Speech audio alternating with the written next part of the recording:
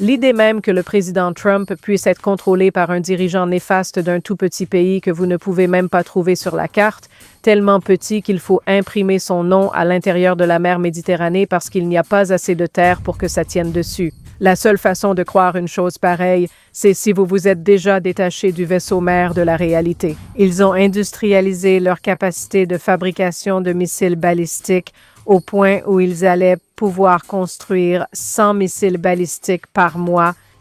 Et notre rythme de développement et de fabrication des missiles intercepteurs n'est que de 7 par mois. Peu importe la qualité de notre bouclier de défense antimissile, il ne pourra jamais résister à une telle offensive.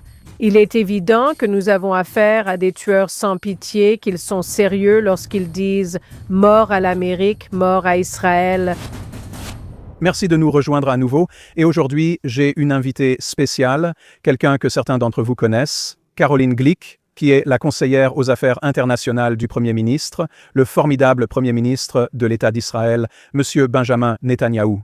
Caroline, merci de prendre le temps et de vous rendre disponible pour nous et d'aborder les questions qui se posent. Je veux commencer par l'essentiel. Nous en sommes au 6e jour de cette guerre. Comment résumer la situation actuelle?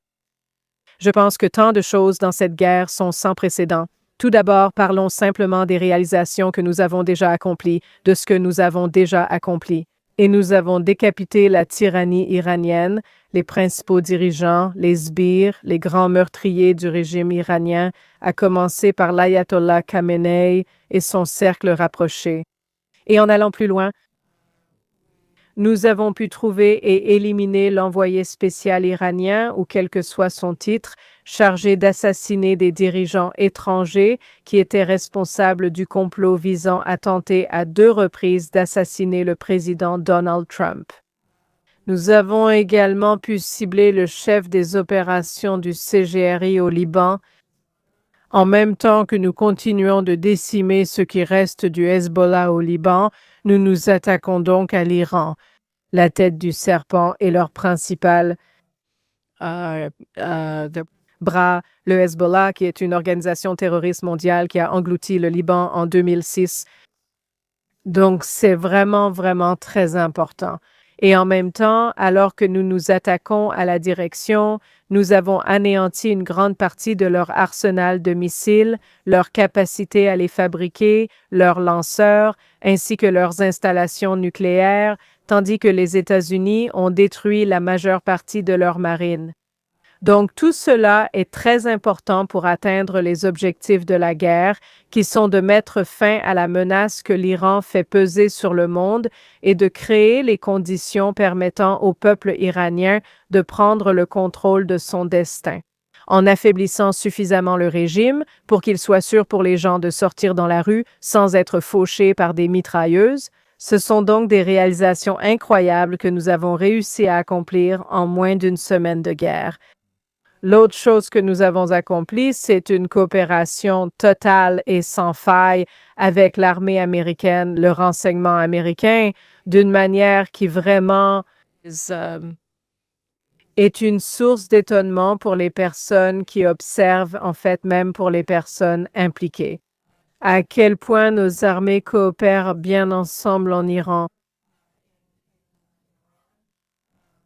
La langue commune qu'ils ont trouvée, que ce soit chez les opérateurs ou les commandants à tous les niveaux, c'est incroyable. Vous avez dit que cela fait 5 ou 6 jours d'opération. Je veux revenir à jeudi dernier. Des plaintes existaient. Pourquoi prennent-ils autant de temps et font-ils traîner les choses? Sont-ils coordonnés? Et cela s'est vu en 2 jours. Qu'est-ce qui a changé soudainement? Qu'est-ce qui les y a conduits? Ils se préparaient à des événements qui, selon moi, ont eu lieu samedi et les ont menés au début de l'opération. Que s'est-il passé pendant cette préparation? Nous poursuivrons ensuite. Une des principales préoccupations était qu'alors que les États-Unis renforcèrent leur présence militaire autour de l'Iran, les Iraniens n'attaquent préventivement. Et le président Trump a dit l'autre jour qu'il était très préoccupé lorsque ses négociateurs sont revenus de la 3e série de négociations. Et c'était parfaitement clair, comme l'a dit l'envoyé spécial Steve Witkoff dans quelques interviews, que les Iraniens les menaient simplement en bateau, qu'ils n'avaient aucune intention de mettre fin à leurs activités nucléaires, à leur travail sur les armes nucléaires. Et ils l'ont clairement dit. Et ils l'ont dit en face, pas en ces termes. Ils leur ont donné un projet d'accord qui allait leur permettre d'enrichir 5 fois plus d'uranium que ce qu'ils étaient autorisés à enrichir selon l'accord Obama de 2015. Donc, je veux dire, c'était juste une position absurde. Et il était clair que les Iraniens n'avaient aucune intention de mettre fin à leur programme d'armes nucléaires et qu'ils n'agissaient pas de bonne foi. Ils faisaient juste traîner les choses. Et donc, quand le président a compris à quel point la position iranienne était absurde et vraiment la nature méprisante de cette position, qui croyait vraiment pouvoir prendre les Américains pour des imbéciles, le président Trump en est venu à la conclusion qu'il y avait un réel danger que les Iraniens attaquent préventivement les États-Unis, les forces régionales et Israël avec leurs missiles. Il a donc pensé qu'il était nécessaire d'agir très rapidement. Nous avions des renseignements selon lesquels Khamenei devait rencontrer tout son cercle dirigeant samedi matin. Nous ne voulions donc pas laisser passer cette opportunité. Il y a donc eu beaucoup de facteurs différents qui se sont réunis pour forcer la décision, et c'est ce qui l'a provoqué. C'est très important parce que beaucoup de médias israéliens critiquaient ou soutenaient ou ne soutenaient pas Witkoff et les négociateurs et disaient « Oh, ils ne comprennent pas ce qui se passe. Les Iraniens se jouent d'eux. » Donc ils sont venus représentant les États-Unis et le président avec un réel intérêt pour essayer de trouver une solution pacifique à cela, mais ils n'étaient pas naïfs et ils ont compris qu'on se jouait d'eux. Et c'est à ce moment-là qu'ils ont transmis cette information au président et que les choses ont changé. Vous savez, Steve Witkoff et Jared Kushner sont vraiment des négociateurs fantastiques et le président Trump est un négociateur incroyable. Et vous savez, ils savent comment conclure un accord. Et ils avaient, comme l'a dit l'envoyé Witkoff, beaucoup de liberté d'action que le président leur avait accordée en termes de flexibilité dans la position américaine. Ils auraient conclu un accord si la position iranienne avait eu la moindre crédibilité, mais ce n'était pas le cas. Donc, vous savez, l'idée était de constituer une énorme armada, comme l'a dit le président, de forces arrivant dans le golfe Persique, arrivant en mer Méditerranée, 2 groupes de porte-avions qui se sont rassemblés ici. Et vous dites, d'accord, maintenant qu'est-ce que vous allez faire, n'est-ce pas? Et montrez vos cartes. Et donc, les Iraniens les ont montrées. Et leurs cartes étaient une plaisanterie et ils se jouaient des Américains. Et ils sont aussi extrêmement sérieux sur le fait qu'ils ont réellement l'intention d'obtenir cette capacité. Cela leur permettrait de mener à bien la mission de la révolution iranienne telle qu'elle a été expliquée depuis 1979 par l'ayatollah Khomeini, mort à l'Amérique, mort à Israël, qu'ils sont absolument déterminés à atteindre cela. Et vous savez, quand on regarde cela sur fond de massacre quasi génocidaire du peuple iranien aux mains de ses propres autorités, il y a à peine moins de 2 mois, il est évident que nous avons affaire à des tueurs sans pitié. Qu'ils sont sérieux quand ils disent « mort à l'Amérique, mort à Israël », ils développent les moyens. Et l'autre chose qui était très alarmante, je veux dire, il y avait 2 aspects à cela. L'un d'eux était qu'ils ont industrialisé leur capacité de fabrication de missiles balistiques au point où ils allaient pouvoir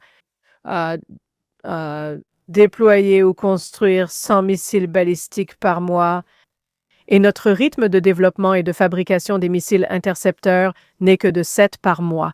Donc, vous voyez, vous comprenez. Les calculs deviennent tels que, peu importe la qualité de notre protection, de notre bouclier de défense antimissile, le nombre de couches que nous avons, peu importe, qu'ils couvrent le territoire israélien, les États arabes, les pays de l'OTAN ou les États-Unis. Il ne pourra jamais résister à ce genre d'assaut parce que le compte n'y est tout simplement pas. Vous n'avez pas assez d'intercepteurs pour intercepter tous les missiles qu'ils lanceront. Regardez ce qui s'est passé à Beit Shemesh récemment. Un missile a touché une synagogue, tuant 8 personnes. C'était terrible. Pourquoi? Parce que vous avez un missile de la taille d'un bus qui tombe à Mach 8 directement sur un bâtiment et il l'anéantit complètement, ainsi que tous les bâtiments autour, et cela cause une des morts en masse. Et ça, c'est juste un seul missile. Alors imaginez que vous en ayez 100 qui arrivent, parce que nos systèmes de défense ne sont pas équipés pour faire face à 500 missiles qui arrivent par jour. Donc, je veux dire, c'est ce qu'ils construisaient. Et pourquoi voudrait-il un tel arsenal de missiles?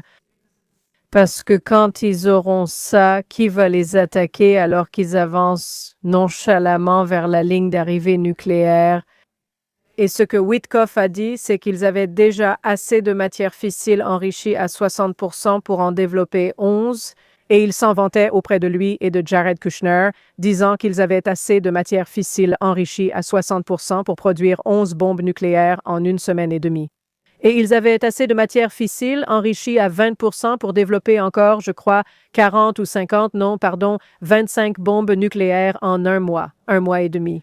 Donc, je veux dire, on parle d'un arsenal nucléaire massif entre les mains de ces personnes qui tirent des missiles balistiques n'importe où sans réfléchir, que ce soit sur des cibles économiques, des cibles militaires ou des cibles civiles comme des synagogues, et on ne peut pas permettre que cela arrive. En plus, ils allaient transférer toute cette capacité industrielle sous terre, la déplacer en dessous du sol pour qu'elle soit à l'abri des attaques aériennes. Donc, vous ne pouvez pas l'attaquer depuis les airs. Il est trop grand pour que vous puissiez vous défendre. Et vous êtes confronté à un scénario apocalyptique. Donc, toutes ces choses réunies en ce moment, plus Khamenei et tous ces sbires qui se réunissent en plein jour. Vous parlez de la façon dont il le jetait un peu à la figure des Américains. Pensez-vous que l'Occident a toujours tenté d'apaiser l'Iran? Nous avons vu ce qui s'est passé en Europe. J'aimerais en parler dans un instant. Mais pensez-vous que ce qu'ils ont appris de l'Occident au cours des 46 dernières années est quelque chose qui les a encouragés en se disant « Hey, on peut s'en tirer parce que personne ne fera rien ». Je veux dire, ils auraient dû tirer une autre leçon du président Trump. Je veux dire, le président Trump est celui qui a quitté l'accord nucléaire insensé d'Obama de 2015. Et il était le président qui a tué leur personne la plus importante, leur tueur le plus important, Qassem Soleimani. Et je veux dire, personne n'aurait osé faire ça. Et donc, il a pris ces 2 mesures lors de son premier mandat. Et je pense que le fait qu'ils n'aient pas vraiment pu faire la différence entre le président Trump, ses prédécesseurs et son successeur, dans le cas de Biden, cela montre aussi qu'ils sont fragiles, qu'ils n'ont pas la capacité d'intégrer réellement de nouvelles informations, que le président Trump est un type de dirigeant différent. C'est un dirigeant qui veut vraiment protéger son pays et mettre l'Amérique en premier, et il ne va pas simplement repousser le problème aux calendes grecques. Cela n'arrivera pas sous son mandat. Il veut protéger les États-Unis d'Amérique. Je veux m'arrêter là-dessus un instant parce qu'on entend beaucoup de choses. Vous êtes en train de me dire que le président Trump est un homme indépendant et qu'il prend ses décisions tout seul, et que ce n'est pas Israël qui a de l'influence. Je suis très sarcastique car cette accusation paraît tellement stupide. Président des États-Unis, il entretient pourtant de très bonnes relations. Pouvez-vous préciser ce point? Tout d'abord, je veux dire, l'idée même que le président Trump puisse être contrôlé par un dirigeant malveillant d'un petit pays que l'on ne peut même pas trouver sur la carte. C'est tellement petit qu'il faut imprimer son nom à l'intérieur de la mer Méditerranée parce qu'il n'y a pas assez de terre pour que ça tienne dessus. Je veux dire, c'est stupide et c'est absurde. Et l'idée que la seule façon de croire à quelque chose comme ça, c'est si tu t'es déjà détaché du vaisseau mère de la réalité. Et tu sais, malheureusement, il y a apparemment pas mal de gens qui l'ont fait, qui vivent quelque part dans les contrées lointaines des théories du complot, où le président des États-Unis, le dirigeant le plus fort que les États-Unis aient eu, au moins depuis une génération. Absolument. Tu sais, et d'une manière ou d'une autre, simplement un pion entre les mains d'un Svengali israélien de caricature. Ou plutôt un Svengali juif, pour être plus précise. Et je pense, tu sais, que c'est une maladie plus qu'autre chose parce que c'est tellement absurde. Le premier ministre d'Israël est un leader remarquable. J'ai le privilège de collaborer étroitement avec lui. Et parfois, les gens sont moins proches de près qu'ils ne le sont de loin, n'est-ce pas? Je veux dire, Michael Jackson me vient à l'esprit, par exemple. Mais je veux dire, le premier ministre d'Israël, plus on s'approche de lui, plus on se rend compte à quel point c'est un géant. Donc, je pense, tu sais, ne lui enlevons rien en attribuant tout le mérite à Donald Trump. Je veux dire, ce sont 2 géants de l'histoire et c'est notre grande chance qu'ils soient ensemble à cette époque pour diriger leur pays. Le secrétaire à la guerre, Pete Hegseth, a déclaré hier, en faisant l'éloge d'Israël, Et bien sûr, ça remplit vraiment ton cœur de fierté d'entendre ce genre de mots de la part du secrétaire à la guerre, qui est aussi, tu sais, je veux dire, si tu regardes le secrétaire à la guerre et sa relation avec les chefs d'état-major interarmés et avec le CENTCOM, tu as entendu tant de choses sur les relations civilo-militaires aux États-Unis et sur ce qui peut mal tourner selon les présidences et les situations de guerre ici. Je veux dire, tu vois l'extraordinaire coopération et communication qui s'établit entre la direction civile et militaire aux États-Unis. On dirait que ce système vient d'être corrigé. Et ça aussi, tu sais, les Américains devraient être vraiment, vraiment heureux de cette situation. Je sais qu'Israël, en tant que partenaire junior dans cette campagne, c'est quelque chose d'incroyable. Et d'ailleurs, on voit tout le temps une très, très bonne communication à tous les niveaux entre le Premier ministre et notre direction de la sécurité. Donc, je pense, et bien sûr, la ministre de la Défense, Israël Katz. Donc, vous savez, nous sommes vraiment chanceux. Nous devrions être très reconnaissants envers la direction des États-Unis et la direction d'Israël. Mais l'idée, je pense que l'un des problèmes que les gens ont, les personnes avec des idées préconçues et peut-être des préjugés contre Israël, c'est qu'Israël n'a jamais combattu aux côtés d'autres pays. Je veux dire, je crois que j'ai vu le général Jack Keane, qui est un chef militaire extraordinaire aux États-Unis et qui est aussi correspondant sur Fox News. Et je l'ai vu citer disant, vous savez, Israël n'a jamais combattu aux côtés de qui que ce soit auparavant. Et c'est un partenariat incroyable que nous vivons avec l'armée israélienne. Et vous savez, nous ne leur demandons que le strict minimum. Vous savez, personne, nous faisons tout. Eh bien, vous savez, et nous savons comment faire, et nous travaillons avec eux si facilement. Et vous savez, c'est une nouvelle expérience pour nous de travailler avec un partenaire. Et c'est vraiment un partenariat. Et la communication et la relation entre le premier ministre Netanyahou et le président Trump sont sans précédent. Nous avons toujours eu une relation. Nous avons toujours eu une relation étroite avec les États-Unis. Ils ont toujours été notre allié le plus important, notre ami le plus important. Mais nous n'avons jamais eu une relation comme celle-ci. Nous n'avons jamais eu une alliance aussi forte que celle-ci, et nous l'apprécions. Nous sommes très reconnaissants envers l'administration Trump et l'armée américaine. Et vraiment, vous savez, c'est une source de fierté pour ce pays parce que nous avons une telle génération de guerriers qui dirigent et combattent dans notre armée et dans notre armée de l'air que nous avons aussi toutes les raisons d'être très fiers d'être dans cette situation aujourd'hui. Et je pense que les gens doivent comprendre, si vous pouvez développer un peu là-dessus, que ce n'est pas simplement une opération simple ou même une guerre à deux niveaux. Tout d'abord, l'Iran n'est pas un pays arriéré comme les autres, c'est un pays très sophistiqué, très intellectuel. Même si le pays est dirigé par les ayatollahs, le peuple iranien, les Perses eux-mêmes, font partie des meilleurs au monde. Vous avez cela. Pour Israël, ce n'est pas juste un pays voisin, c'est à 2000 km de chez nous. Cela demande des capacités opérationnelles 24 heures sur 24. Les États-Unis viennent de l'autre bout du monde pour cela. C'est complexe, mais cela a été très réussi, ce que nous ne pouvons pas tenir pour acquis. Pouvez-vous détailler ce qui se passe exactement? Vous savez, je me souviens qu'en 2003, j'étais journaliste embarqué avec la 3e division d'infanterie en Irak. Et je me souviens, nous étions en pleine bataille. Je crois que c'était autour de Bagdad, je ne me souviens plus vraiment. Je me souviens juste que les Irakiens arrivaient un peu comme le Hamas dans ces pick-up. C'était de vieilles Datsun et ils avaient des mitrailleuses de 12-7 sur leur toit. Et ils tiraient sur les véhicules de combat Bradley. Et puis le Bradley faisait juste ping, il lançait un missile Javelin qui atteignait 3500 mètres plus loin et les faisait exploser. Et je me souviens que la première fois que j'ai vu ça, j'ai juste commencé à rire. Ils ont dit « Tu ris ?» pensant « C'est cette folle d'Israël. » J'ai dit « Vous savez, vous avez parcouru 7000 kilomètres depuis l'Amérique jusqu'en Irak et vous les touchez à 3500 pieds. Je viens de Jérusalem et c'est un incident international quand nous nous déplaçons de 10 kilomètres au nord de la ville vers Ramallah parce qu'il y a là-bas des foyers de terreur qui envoient des gens se faire exploser dans nos centres commerciaux et vous leur tirez dessus depuis 3500 mètres de distance.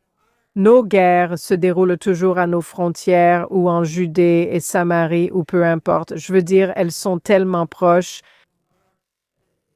Nous avons une médecine militaire incroyable parce que la distance entre le front et nos hôpitaux est si courte, vous savez, et donc nous avons réussi à sauver tellement de vies de soldats dans cette guerre qui ont été blessés au combat. Parce que c'est genre 40 minutes, non?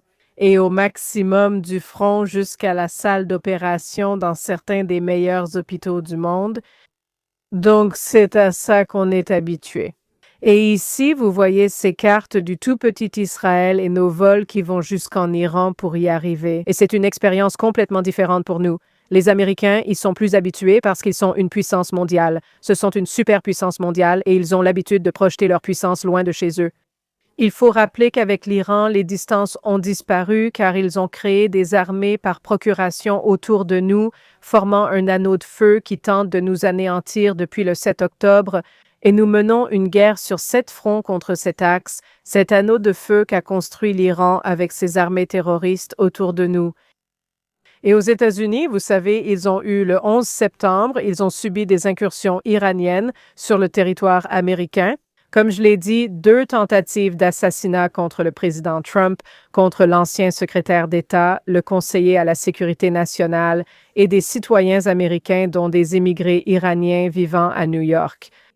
Vous avez des escadrons de la mort qui rôdent là-bas, et bien sûr, il y a tellement d'agents iraniens qui sont arrivés par l'Amérique latine, aux États-Unis au fil des années, ainsi qu'au Venezuela et dans d'autres États hostiles aux États-Unis. Donc, je veux dire, vous savez, ils ont leurs tentacules comme une sorte de pieuvre partout dans le monde. Nous faisons partie des premiers journalistes à avoir écrit sur le Hezbollah, qui est un relais iranien, et sur leur infiltration aux États-Unis grâce à la question de la frontière ouverte. Vous avez été le premier à attirer l'attention là-dessus. C'était il y a plus de 10 ans, non? Peut-être, oui. Mais je veux dire, quand on observe ces choses assez longtemps, on finit par apprendre beaucoup. Je veux dire, l'Iran avait vraiment des ambitions mondiales. Quand ils disent qu'ils voulaient détruire tous les infidèles et instaurer un empire islamique iranien, ils visaient la terre, ils visaient le globe. C'est quelque chose que les gens ne comprennent pas vraiment. Donc, quand vous avez ce genre de régime démoniaque, vraiment, et comme le président Trump l'a justement appelé un régime de fous, vous savez qu'il ne reculera devant rien pour poursuivre son terrorisme et sa campagne de mort et essayer de l'industrialiser et de l'amener à des échelles génocidaires d'anéantissement au moyen d'arsenaux nucléaires. On a l'impression que le monde paraît bien plus petit, vous voyez?